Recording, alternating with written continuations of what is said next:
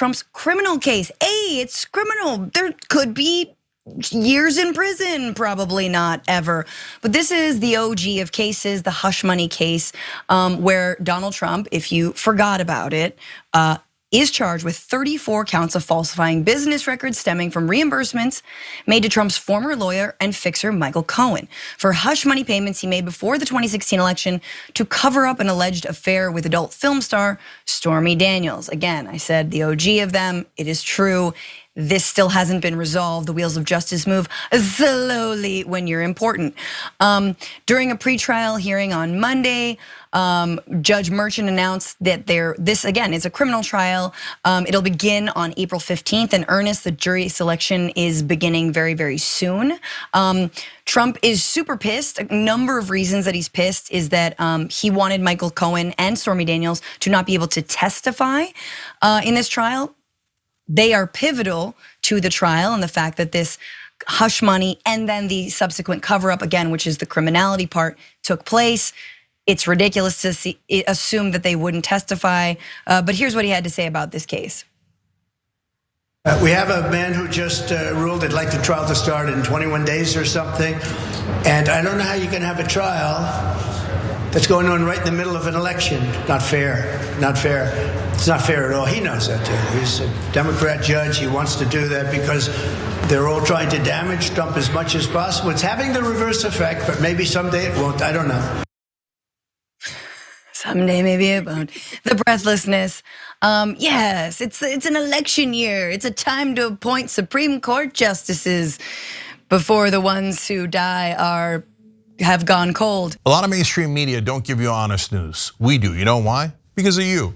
Paid membership on YouTube makes all the difference. Hit the join button below and you become the hero that sustains us. So Judge Merchan is pissed at that. Judge Merchan is not taking this lightly.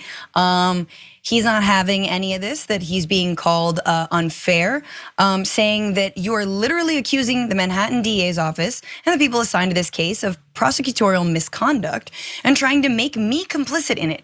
And you don't have a single cite to support that position. Again, that's the New York Supreme Court Judge Juan Merchan.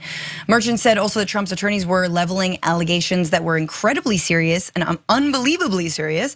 And it was disconcerting the defense couldn't provide a citation to back it up. The judge also pressed blanche on that's Trump's lawyer on why Trump's lawyers didn't ask for documents more quickly following the first production of documents that were turned over last spring.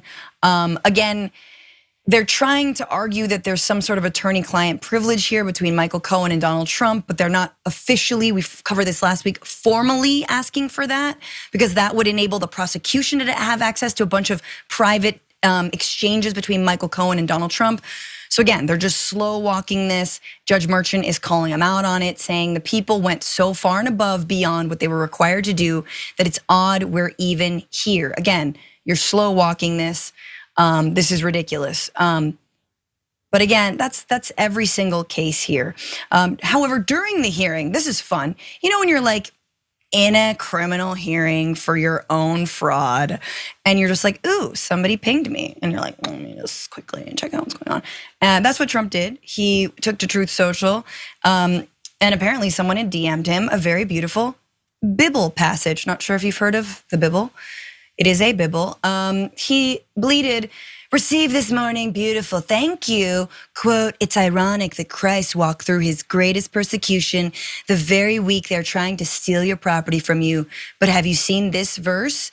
And I guess he was sent Psalm 109:3-8. Do I have to read this? They have also surrounded me with words of hatred and fought against me. Okay, reading Psalm in Trump voice does not work.